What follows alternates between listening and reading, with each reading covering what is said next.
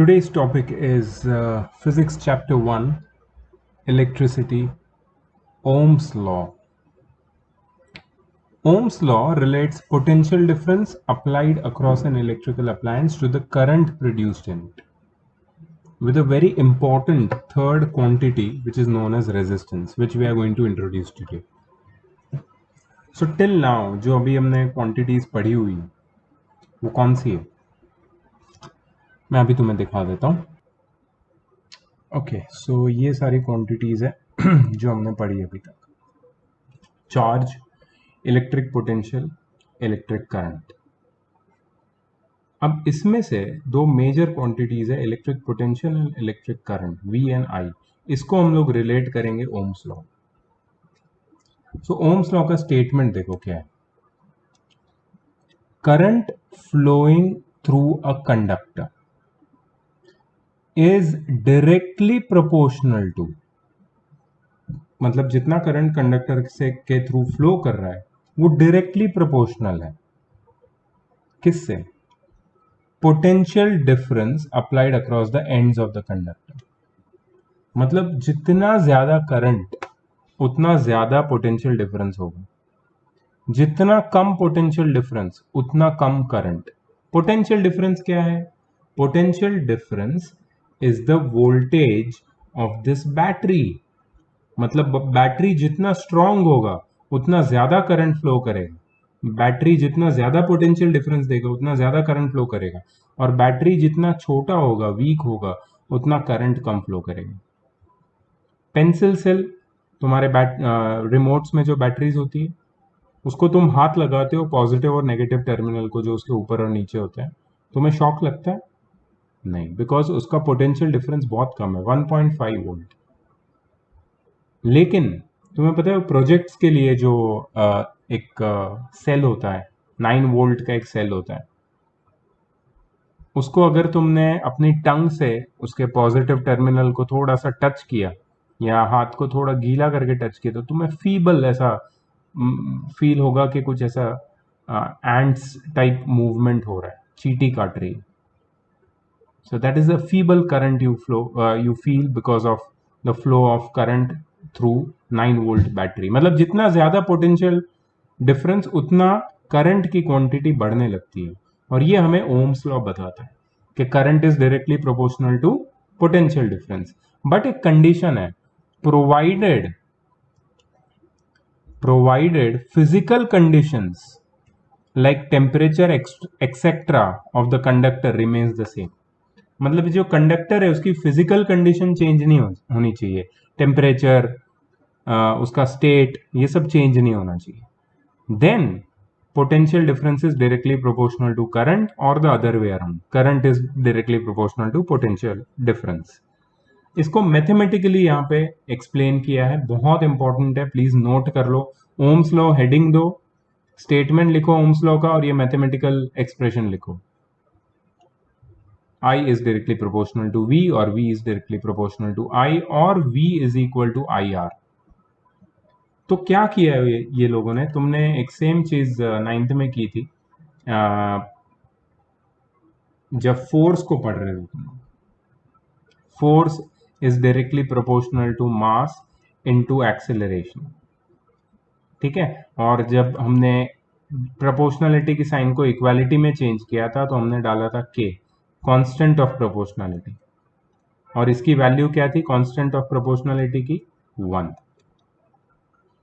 Right. तो F is equal to ma formula बना था. वैसे ही यहाँ पे ये जो प्रोपोर्शनलिटी की साइन है उसको हमने इक्वालिटी की साइन में कन्वर्ट कर दिया, और एक कांस्टेंट ऑफ प्रोपोर्शनलिटी यूज किया जिसको बोलते हैं R. और ये R क्या है? ये है resistance, where R is the constant of proportionality called resistance of the conductor. If we plot the graph of V versus I, then we get a straight line. अगर वी आई का graph plot करेंगे तो हमें एक straight line मिलेगी, और ये straight line का जो स्लोप है, the slope of V I gives the resistance of the conductor. ठीक है. मैं तुम्हें एक्सप्लेन करता हूं ग्राफ के ऊपर. A graph between V and I looks like this. Y axis पे सारे वोल्टेज है और एक्स एक्सिस पे सारे करंट्स हैं। अगर तुम धीरे धीरे वोल्टेज को बढ़ाते गए तो करंट भी धीरे धीरे बढ़ेगा, और उनकी रिस्पेक्टिव अगर वैल्यूज को प्लॉट किया, ठीक है, तो हमें एक स्ट्रेट लाइन वाला ग्राफ मिलेगा ऐसा। और ये जो स्ट्रेट लाइन है उसका स्लोप, यू रिमेंबर स्लोप हमने पढ़ा था 9th स्टैंडर्ड में, फर्स्ट चैप्टर में, मोशन में। जैसे if you remember, slope of distance time graph, displacement time graph is velocity. Slope क्या है?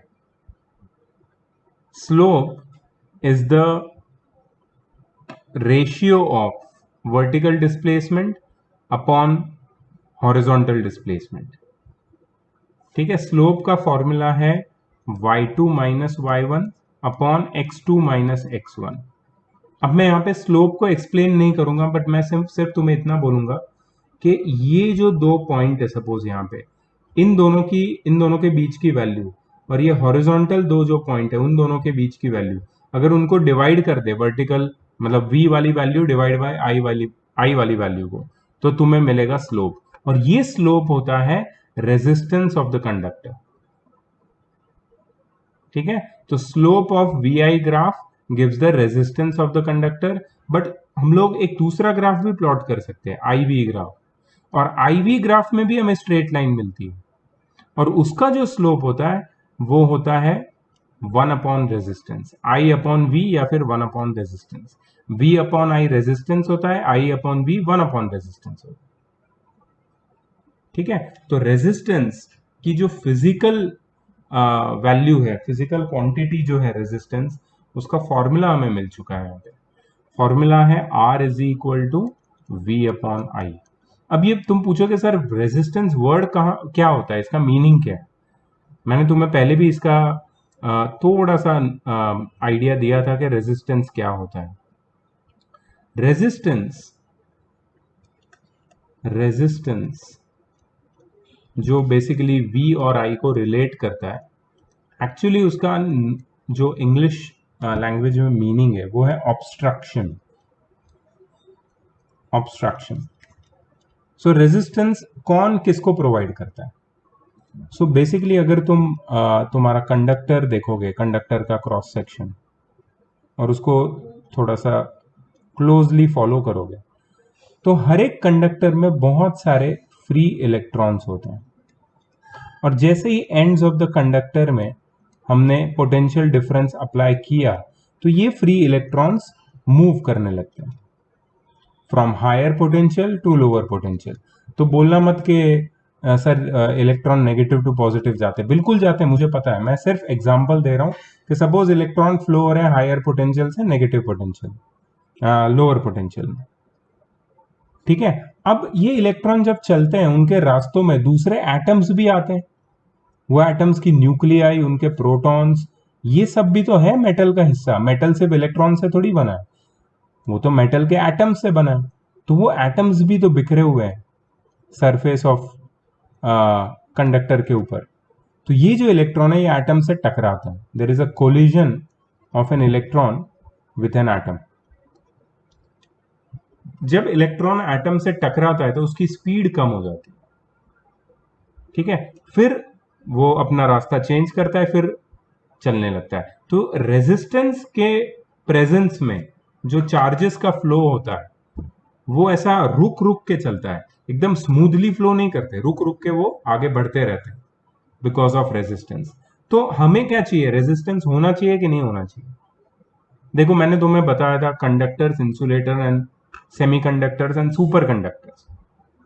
इंसुलेटर में तो रेजिस्टेंस बहुत ज्यादा होता है, इसलिए इलेक्ट्रॉन्स फ्लो ही नहीं कर पाते। कंडक्टर में रेजिस्टेंस कम होता है, इसलिए काफी सारे इलेक्ट्रॉन्स फ्लो कर सकते हैं, रुक रुक के करते हैं बट फिर भी फ्लो करते हैं, फिर भी उनका फ्लो काफी स्मूथ रहता है। और अगर बात करेंगे सुपर कंडक्टर की, तो उसमें रेजिस्टेंस बिल्कुल कम रहता है। और सुपर कंडक्टर एक्चुअली इसलिए साइंटिस्ट बनाना चाहते हैं क्योंकि उसमें करंट लॉन्ग टाइम तक रहता है विदाउट एनी रेजिस्टेंस और ऑब्स्ट्रक्शन। तो करंट को लॉन्ग टाइम तक अलाइव रखने के लिए रेजिस्टेंस का कम होना बहुत जरूरी है। इसलिए हम लोग गुड कंडक्टर्स में हमेशा कॉपर, सिल्वर को प्रेफर करते हैं। कॉपर और सिल्वर को इसलिए बिकॉज इनका रेजिस्टेंस कम होता है लेकिन कम होता है। एल्यूमिनियम के भी वायर होते हैं लेकिन इनका रेजिस्टेंस थोड़ा ज्यादा होता है। और फिर कुछ नाइक्रोम के वायर होते हैं। नाइक्रोम पता है तुम्हें? ये एक्चुअली अलॉय है निकल और क्रोमियम का, उसका कोई सिंबल नहीं होता। नाइक्रोम, ये जो नाइक्रोम के वायर्स है ये हीटिंग एलिमेंट्स के फॉर्म में यूज होता है। इनका रेजिस्टेंस काफी अच्छा खासा होता है। तो जब भी इसमें से इलेक्ट्रिक करंट पास होता है, इतने सारे ऑब्स्ट्रक्शंस होते हैं इलेक्ट्रॉन्स के पाथ में कि वो हर थोड़ी देर में किसी से टकरा के वो रुक जाते हैं और फिर मूव करना शुरू करते हैं। अब जहां भी ऑब्स्ट्रक्शन ज्यादा होगा वहां पे और एक चीज ज्यादा होगी, फ्रिक्शन। अगर फ्रिक्शन ज्यादा होगा तो क्या जनरेट होगा? हीट। मतलब बेसिकली रेजिस्टेंस से हीट जनरेट होती है। तो नाइक्रोम इसी का फायदा उठाता है। नाइक्रोम वायर को अगर तुम हीटर में लगा दो, वाटर हीटर में, तो करंट पास करने से हीट जनरेट करके वाटर को हीट कर सकता है। इलेक्ट्रिक आयन में लगा दो तो करंट पास करने से हीट जनरेट होगी, उससे आयन गर्म हो जाएगी, कपड़े आयनिंग हो सकते हैं। ठीक है। फिर तुम्हारा जो लाइट बल्ब है वो नाइक्रोम का नहीं होता है, वो टंगस्टन का होता है। उसके ऊपर थोरियम का कोटिंग होता है। सो टंगस्टन वाले बल्ब, टंगस्टन फिलामेंट वाले बल्ब के अंदर से जब इलेक्ट्रिसिटी पास करते हैं तो रेजिस्टेंस के ही वजह से हीट जनरेट होती है जो लाइट देती है।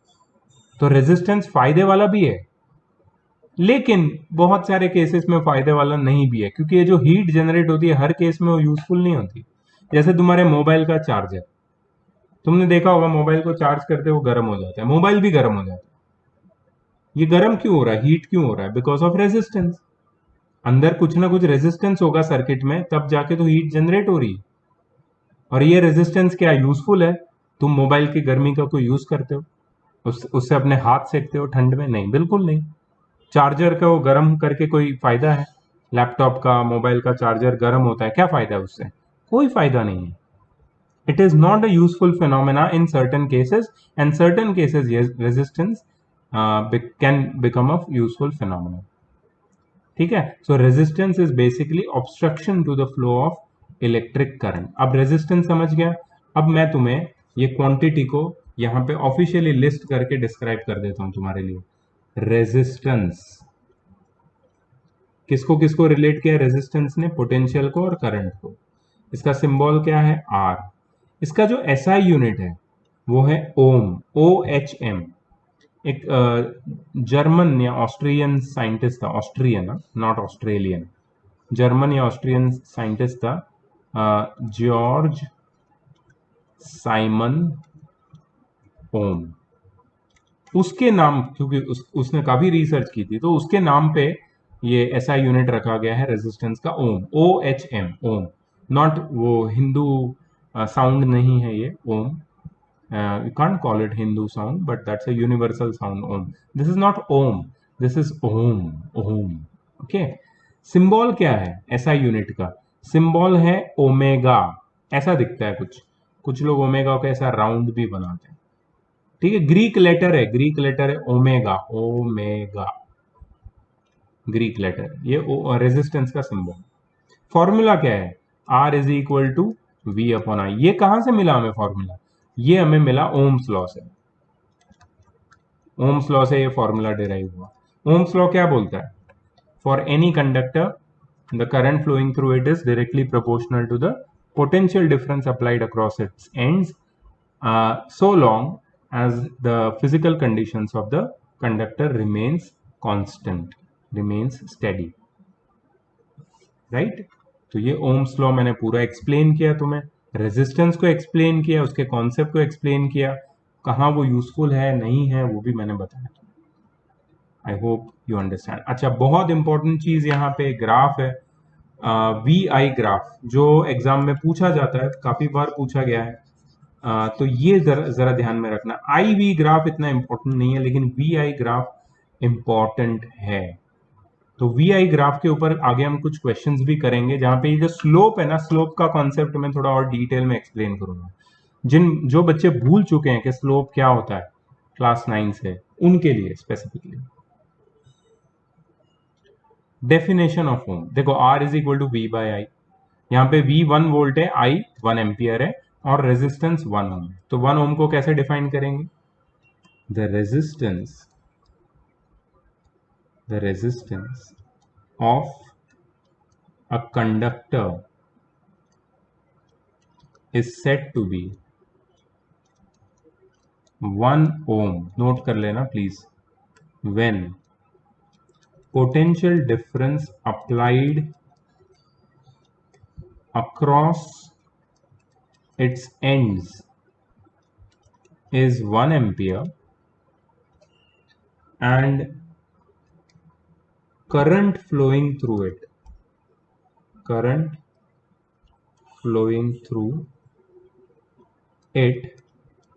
is गलती किया मैंने, potential difference applied across its ends is 1 volt and current flowing through it is 1 ampere। जब एक कंडक्टर के अक्रॉस 1 वोल्ट का करंट फ्लो 1 वोल्ट का पोटेंशियल डिफरेंस अप्लाई करते हैं और उसकी वजह से उसमें 1 एम्पियर का करंट फ्लो करता है, तो उस कंडक्टर का जो रेजिस्टेंस है वो 1 ओम ही होता है। ठीक है, ये 1 ओम की डेफिनेशन है, प्लीज लिख लो, यहाँ पे वो लोग ने लिखी है same definition, 1 ohm is equal to 1 volt upon 1 ampere. अच्छा, कुछ कंडक्टर ऐसे होते हैं जो ओम्स लॉ को फॉलो नहीं करते, मतलब ओम्स लॉ यूनिवर्सल नहीं है, सारे मटेरियल्स के लिए नहीं है, वो सिर्फ कुछ कंडक्टर्स के लिए है। ठीक है, वी आई ग्राफ जो हमने पहले देखा कि स्ट्रेट लाइन होता है, वी आई ग्राफ वो इनके लिए होता है जो लोग ओम्स लॉ फॉलो करते हैं, जो कंडक्टर्स ओम्स लॉ फॉलो करते हैं उनके लिए होता है। तो ऐसे कंडक्टर्स जो ओम्स लॉ को फॉलो करते हैं उनका एक अलग सेक्शन, अलग नाम है, उनको बोलते हैं ओमिक रेजिस्टर्स। ओमिक रेजिस्टर्स, जो V I graph straight line बनती है जिसमें, बट कुछ ऐसे कंडक्टर्स है जिसमें ओम्स लॉ जो फॉलो नहीं करते उसमें वी आई ग्राफ एक कर्व होता है, उसको बोलते हैं non ohmic resistors, they do not follow ohms law. Semiconductor जो है ना वो नॉन ओमिक रेजिस्टर में आते हैं, they do not follow ohms law. तुम्हारे electronic circuits ohm's law follow नहीं करते, इलेक्ट्रिकल सर्किट करते हैं। ठीक है, अच्छा अभी यहां पे फिर से वो लोग ने एक्सप्लेन किया है कि आर का मतलब क्या है, रेजिस्टेंस मतलब obstruction to the flow of current. ठीक है, रेजिस्टेंस जब ज्यादा होता है, याद रख लेना ये बात, रेजिस्टेंस जब ज्यादा होता है करंट कम हो जाता है अपने आप, ऑब्स्ट्रक्शन ज्यादा है ना। सपोज एक रोड है, ठीक है, ये रोड पे ट्रैफिक बहुत ज्यादा है, बहुत सारी कार्स है, ठीक है, बहुत ट्रैफिक है, तो क्या होगा अगर यहां पे कोई पॉट होल या कुछ आया, तो ये सब का जो स्पीड है कम हो जाएगा और इतनी सारी कार जा रही है, तो क्या होगा पता है, इनका ये जो कार्स है ना, ये कार्स का स्पीड कम हो जाएगा। स्पीड मतलब रेट ऑफ फ्लो, और रेट ऑफ फ्लो का मतलब करंट। करंट क्यों कम हुआ? क्योंकि पॉटहोल आ गए। ये हाई ट्रैफिक वाले रोड पे जब पॉटहोल आ जाते हैं, पॉटहोल्स मतलब रेजिस्टेंस, रेजिस्टेंस ज्यादा मतलब करंट कम। ठीक है, अगर रेजिस्टेंस डबल हो जाएगा, तो करंट हाफ बन जाएगा, रेट ऑफ फ्लो हाफ हो जाएगा, स्पीड हाफ हो जाएगी इलेक्ट्रॉन्स की। और एक डिवाइस है जिसको बोलते हैं रेजिस्टर, आगे भी हमने इसका सिंबल पढ़ा था। तो रेजिस्टर क्या होता है? रेजिस्टर बेसिकली एलॉय का होता है, फिजिकल ऑब्जेक्ट होता है, और रेजिस्टर को हम लोग सर्किट में इंट्रोड्यूस करते हैं to obstruct the flow of current. कभी कभी करंट ज्यादा फ्लो करता है सर्किट में, हमें ज्यादा करंट नहीं चाहिए, तो करंट के रेट को कम करने के लिए हमको रेजिस्टर लगाने पड़ते हैं। ठीक है, again properties and uses of some material दिया है, वीडियो पॉज करके आप एक बार रीड कर लो। इंसुलेटर का रेजिस्टेंस कैसा होता है, करंट कितना जाता है उसमें, उसके यूजेस क्या है और एग्जाम्पल क्या है। Semiconductor, super conductor, conductor metallic and conductor resistance वाले कंडक्टर। ठीक है, और तो ये सारे डिटेल्स तुम्हें रेजिस्टर टॉपिक में पढ़ने पड़ेंगे, रेजिस्टेंस टॉपिक में। ठीक है, वीडियो पॉज करो, नोट कर लो इसको टेबल बना के अपनी नोटबुक में। ठीक है, कर लिया, चलो आगे बढ़ते हैं। तो यहां पे वेरिफिकेशन ऑफ ओम्स लॉ की एक एक्टिविटी दिखाई है, थोड़ा ध्यान से पढ़ लेते हैं इसको। Activity which verifies Ohm's law. हमने 4 सेल्स लिए हैं 1.5 वोल्ट ईच के, 1.5, 1.5, 1.5, 1.5, चारों सेल्स को एक के बाद एक लगा दिया है। तो टोटल वोल्टेज कितना हो जाएगा, कोई बता सकता है? टोटल वोल्ट हो जाएगा इन सब का सम, मतलब 6 वोल्ट। ठीक है, तो 6 वोल्ट की बैटरी हमारे पास। One resistor made up of nichrome of resistance R ohm, an emitter A, voltmeter V and key K. Connect these devices with insulated copper wire as shown.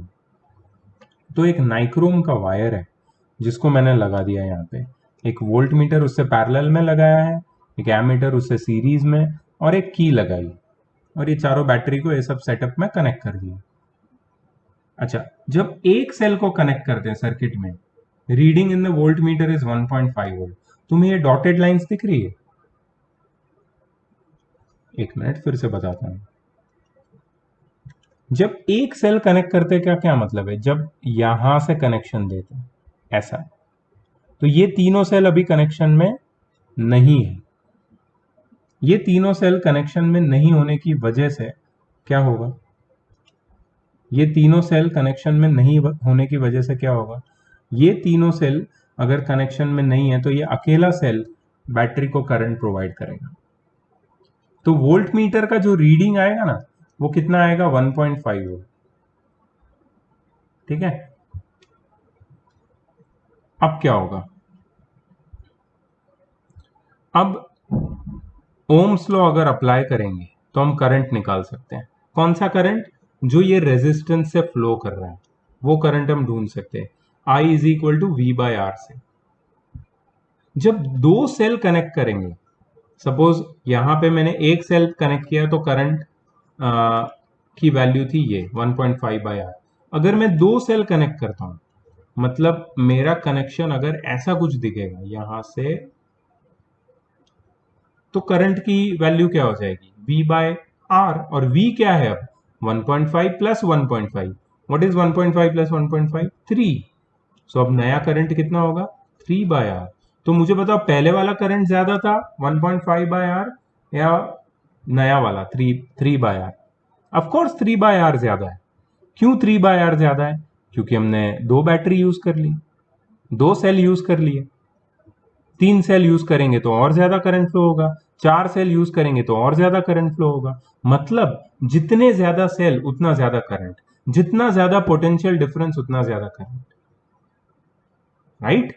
तो ये एक्टिविटी तुम्हें समझ में आई कि कैसे पोटेंशियल डिफरेंस और current directly proportional.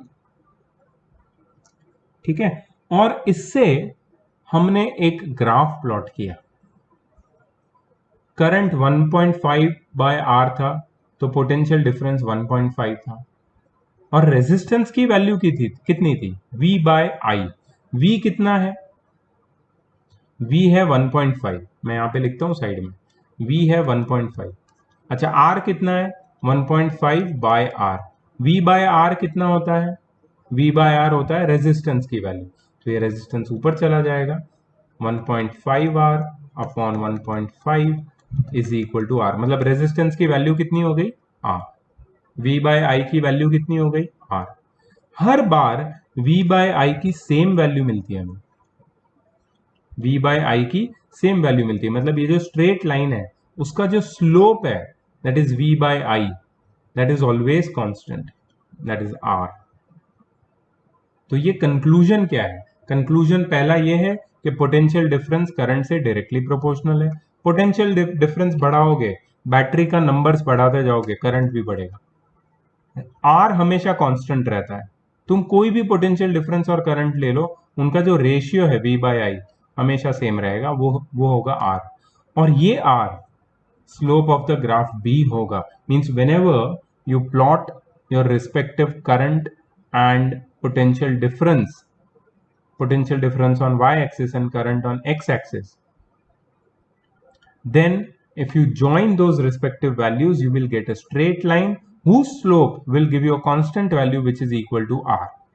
So the slope of vi graph is nothing but r. तो ये experimentally prove किया कि Ohm's law verified हो गया. Ohm's law's experimental verification.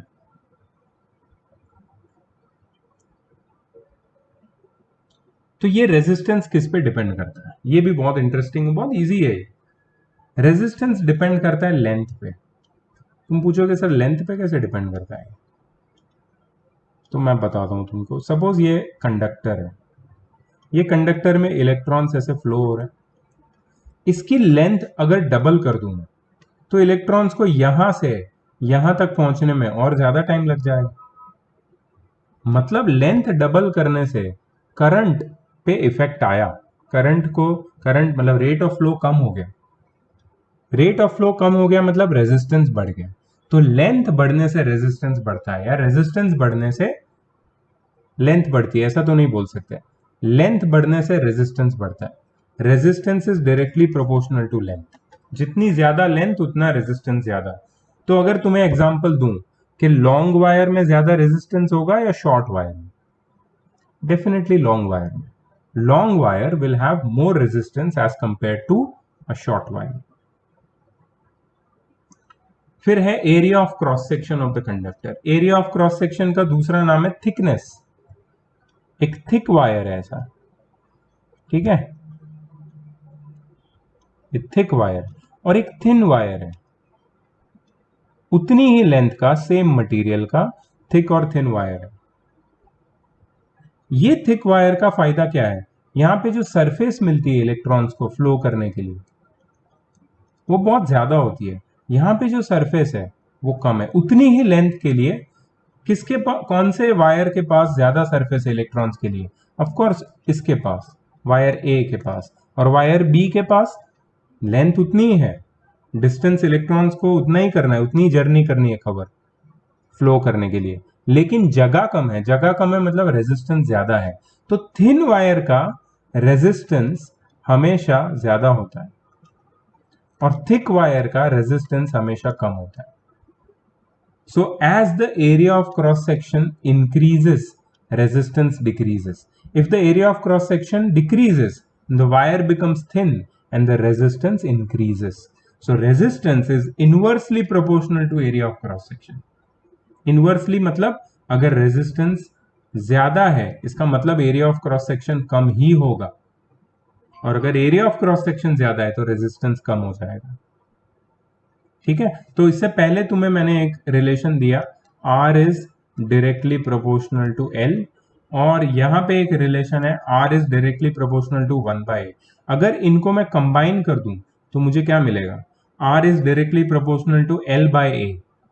और यहां पे अगर प्रोपोर्शनलिटी की साइन को हटा के इक्वालिटी की साइन डाला तो हम एक कांस्टेंट का यूज कर सकते हैं. वो कांस्टेंट यहां पे जो दिख रहा है वो P नहीं है. It is not the English letter P.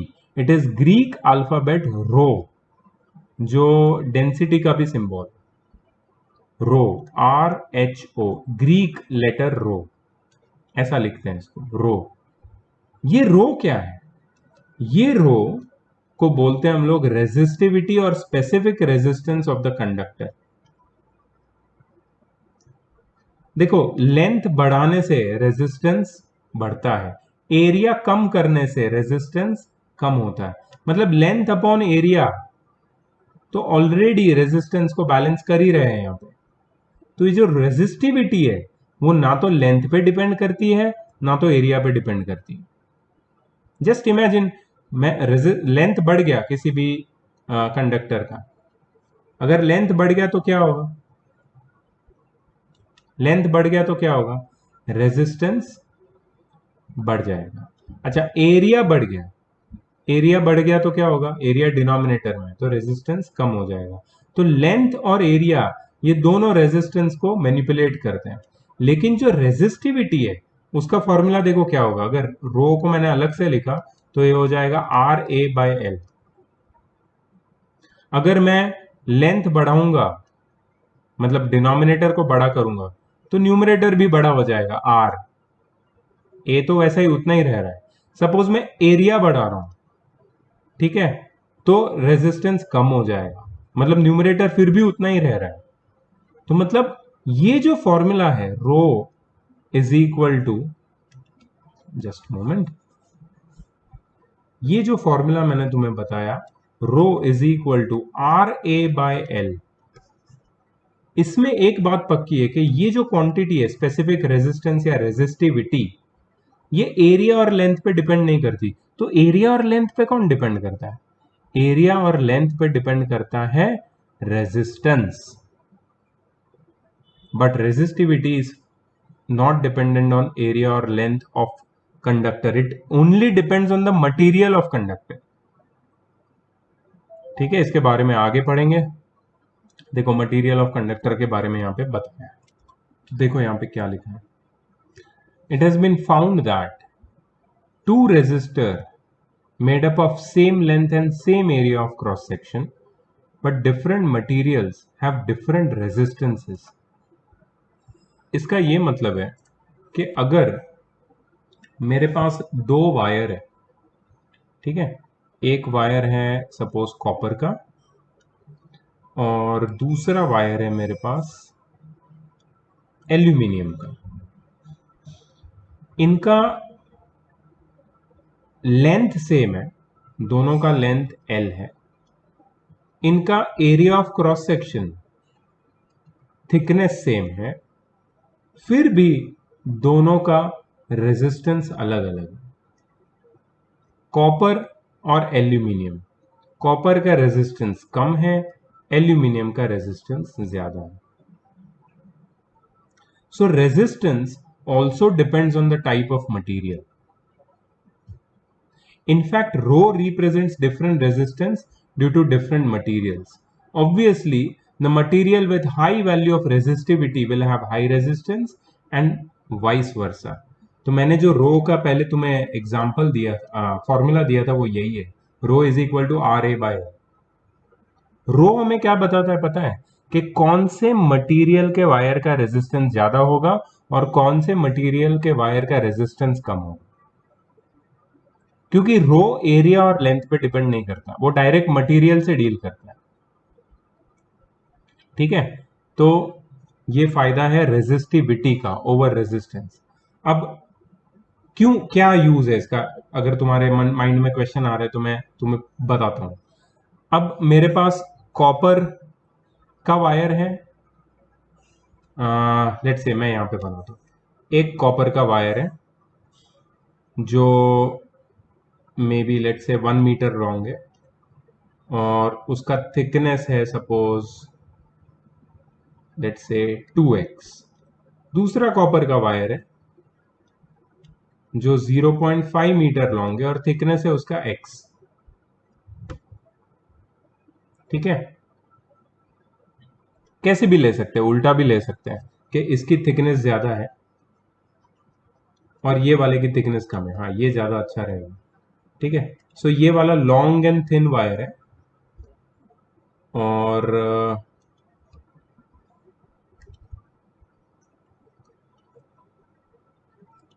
ठीक है, सो फर्स्ट वाला wire A and wire B, ये दोनों कॉपर के वायर है। फर्स्ट वाला लॉन्ग एंड थिन है, सेकंड वाला शॉर्ट एंड थिक है। कौन किसका रेजिस्टेंस ज्यादा रहेगा? तो तुम बोलोगे सर इजी बात है, ये तो जो लॉन्ग एंड थिन वायर है उसका रेजिस्टेंस ज्यादा रहेगा, क्योंकि लेंथ ज्यादा रेजिस्टेंस ज्यादा, थिकनेस कम रेजिस्टेंस और ज्यादा। बट जो शॉर्ट और थिक वायर है उसका रेजिस्टेंस कम रहेगा। बट मैं अगर तुम्हें बोलूं कि ये दोनों कॉपर के ही वायर है, अब मुझे बताओ कौन सा गुड कंडक्टर है। अब तुम सोच में पड़ जाओगे, तुम बोलोगे कौन सा गुड कंडक्टर है, ये कैसे पता चलेगा? दोनों कॉपर है और copper is a good conductor, ऐसा हमें सिखाया गया है। Copper is a metal which is a good conductor of electricity, ऐसा हम सीख रहे हैं। तो यहां पे एक कॉपर का रेजिस्टेंस ज्यादा और दूसरे कॉपर का रेजिस्टेंस कम, तो कैसे पता लगेगा कौन सा गुड कंडक्टर है? मतलब resistance is not the criteria for judging whether a material is a good conductor of electricity or not. So what should be the parameter or criteria for judging which material is good conductor of electricity? Resistivity. हम लोग good conductor है या नहीं वो पता लगाते हैं resistivity देख के, ना कि रेजिस्टेंस देख के, क्योंकि रेजिस्टेंस तो दो सेम मटेरियल के वायर का भी अलग अलग हो सकता है अलग अलग कंडीशन में, बट रेजिस्टिविटी लेंथ पे और थिकनेस पे डिपेंड नहीं करती, एरिया ऑफ क्रॉस सेक्शन पे डिपेंड नहीं करती। मतलब अगर ये दोनों वायर ए और बी की रेजिस्टिविटी ढूंढूंगा तो मुझे एक ही वैल्यू मिलेगी, तो मैं बोल सकता हूं वैल्यू को देख के कि हाँ भाई ये गुड कंडक्टर है। ठीक है, so that is the difference between resistance and resistivity. Resistance is object specific and resistivity is material specific. Resistance object to object, भले सेम मटेरियल हो, ऑब्जेक्ट टू ऑब्जेक्ट चेंज होता रहेगा। Resistivity object to object change नहीं होता, वो same material के लिए resistivity same ही रहता है। ठीक है, यहां पे कुछ एग्जांपल दिए मटेरियल के। The resistance of nichrome wire is 60 times more than that of copper wire of same length and area, so nichrome is used as standard resistor. Other alloys being used as standard resistance are manganese and constant tan. One more reason to use alloy as standard resistors is that they do not oxidize at high temperature.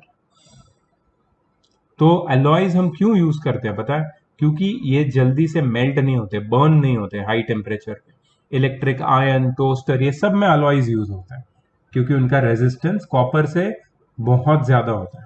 60 times है nichrome का copper से ज्यादा। चलो अब रो की बात करते हैं फिर से। रो इज रेजिस्टिविटी, उसका ऐसा यूनिट क्या है? अच्छा, तो रेजिस्टेंस का ऐसा यूनिट है ओम, एरिया का है मीटर स्क्वायर और लेंथ का है मीटर, तो इसका हो गया ओम मीटर, क्योंकि ये मीटर और मीटर स्क्वायर का स्क्वायर कट जाएगा। So SI unit of resistivity is ohm metre. Please remember that. Why resistivity is important? I told you na, resistance cannot judge whether a material is good conductor of electricity or not. Resistivity judges because it only depends on material.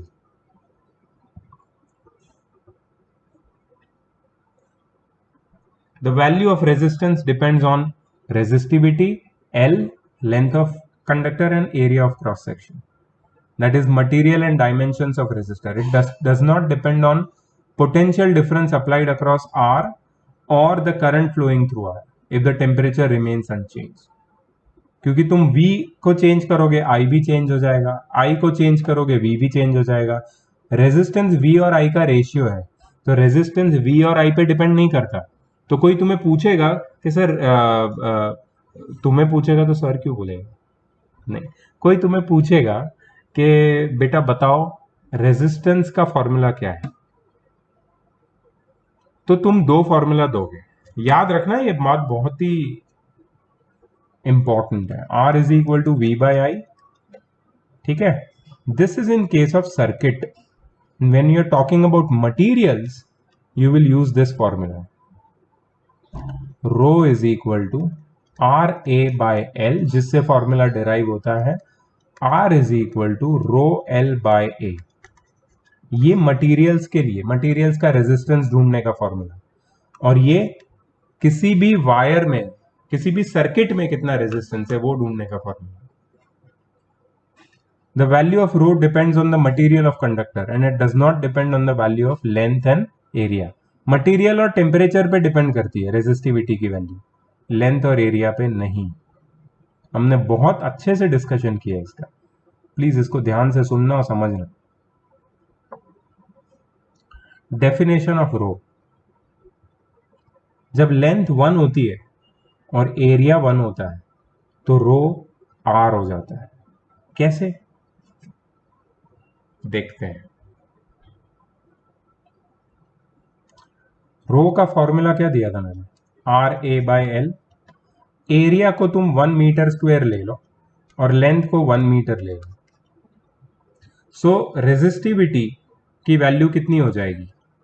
Row is equal to R। तो हम लोग ये बोल सकते हैं कि resistivity of a substance, resistivity of a substance is equal to its resistance. Resistivity of a substance is equal to its resistance when its length and area both are unit quantities. जब area भी unit quantity है और length भी unit quantity है तो resistance और resistivity same हो जाता है. Resistivity of a material is the resistance of wire of that material of unit length and unit area of cross section.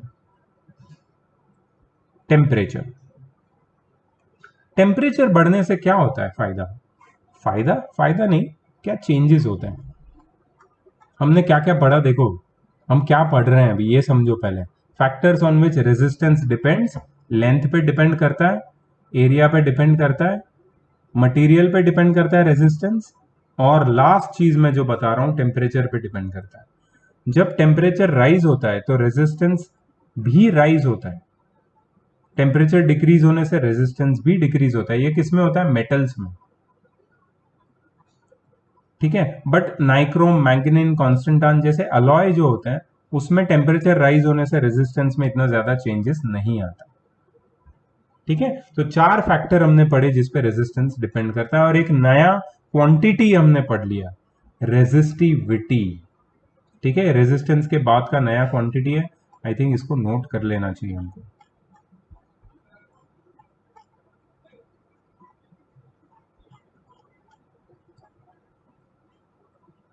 चलो आओ नोट कर लेते हैं यहां पे. 5th quantity is resistivity. क्या सिंबल है इसका? रो. ऐसा यूनिट क्या है? ओम मीटर. यूज क्या है इसका? रेजिस्टिविटी का. यह हमें बताता है कि कोई भी मटेरियल गुड कंडक्टर है या नहीं है. क्या रेजिस्टेंस हमें बता सकता है? ये बात नहीं बता सकता, क्योंकि रेजिस्टेंस ऑब्जेक्ट स्पेसिफिक है और रेजिस्टिविटी मटेरियल स्पेसिफिक. एक मिनट. ऐसा यूनिट ओम मीटर है. ओम मीटर का सिंबल भी ओम मीटर ही है. एक्चुअली OHM मीटर ऐसे लिखना चाहिए. ठीक है. फॉर्मूला क्या है? Rho is equal to RA/L. 5th quantity हो गई हमारी. ठीक है. तो ये तुम्हें लग रहा है तुम्हारे स्कूल में फटाफट लेक्चर खत्म कर रहे हो लोग, लेकिन ये अगर कॉन्सेप्ट समझ में जाओगे तो टाइम तो लगेगा भाई. ये तुम्हें दिख रहा है, एक पिक्चर दिख रहा है तुम्हारे सामने, इसको बोलते हैं रेजिस्टर. ये है रेजिस्टर. ये यूज होता है इलेक्ट्रॉनिक सर्किट्स में, बहुत सारे ट्रांजिस्टर्स, डायोड्स. सो इनका काम है करंट को लिमिट करना, कंट्रोल करना, क्योंकि इलेक्ट्रॉनिक सर्किट्स को बहुत ही मिनिमल करंट चाहिए होता है. ये याद रखना, अगर गलती से MCQ में पूछ लेते हैं तो. Reciprocal of resistance is conductance. Note कर लेना. ठीक है. जैसे रेजिस्टेंस है उसका रेसिप्रोकल होता है 1/R. इसको बोलते हैं रेजिस्टेंस, इसको बोलते हैं कंडक्टेंस. ठीक है. वैसे ही रेजिस्टिविटी का रेसिप्रोकल होता है 1/ρ. इसको क्या बोलते हैं पता है? कंडक्टिविटी. रेजिस्टिविटी है ना ये. ठीक है. रेजिस्टिविटी का रेसिप्रोकल कंडक्टिविटी, रेजिस्टेंस का रेसिप्रोकल कंडक्टेंस. ये तुम्हें 12th में पढ़ने मिलेगा, अभी नहीं है, ये डिटेल में नहीं है. कुछ इलेक्ट्रिकल रेजिस्टिविटीज दी है कुछ सब्सटेंसेस की.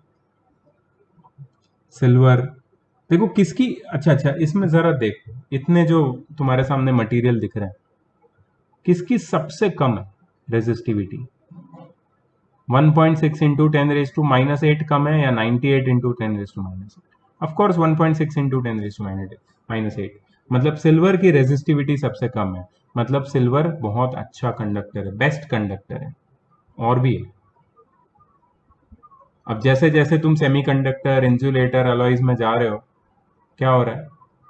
रेजिस्टेंस बढ़ रहा है. एक्चुअली अलॉयज का रेजिस्टेंस फिर भी कम है, इंसुलेटर का तो बहुत ज्यादा है रेजिस्टेंस, बहुत रेजिस्टिविटी. I am sorry. ठीक है. तो ये कुछ जनरल नॉलेज है तुम्हारी. एस चांद में भी ये टेबल दिया हुआ है. फिर भी अगर कुछ मिसिंग लग रहा है तो नोट कर सकते हो तुम. यहां से भी और नेक्स्ट वाले टेबल से पॉज करके नोट कर सकते हो। ठीक है, चलो आगे बढ़ते हैं। मिस कॉन्सेप्ट क्या है?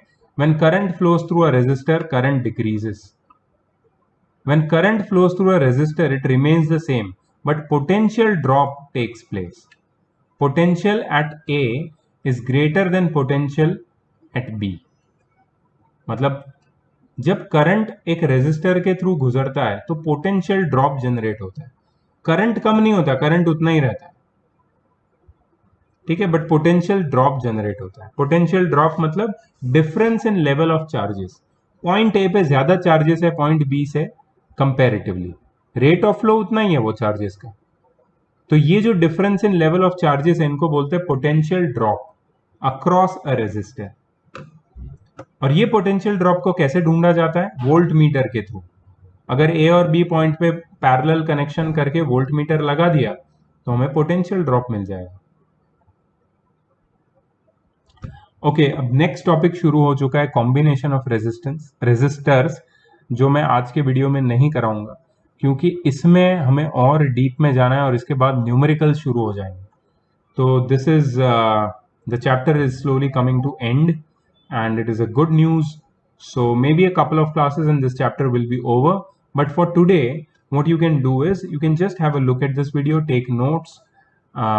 That's it. That is your homework. Concept समझ लो, notes ले लो अच्छे से, याद रख लो सारी चीजें, क्योंकि नेक्स्ट क्लास में ये सारी चीजें यूज होने वाली है तुम्हें।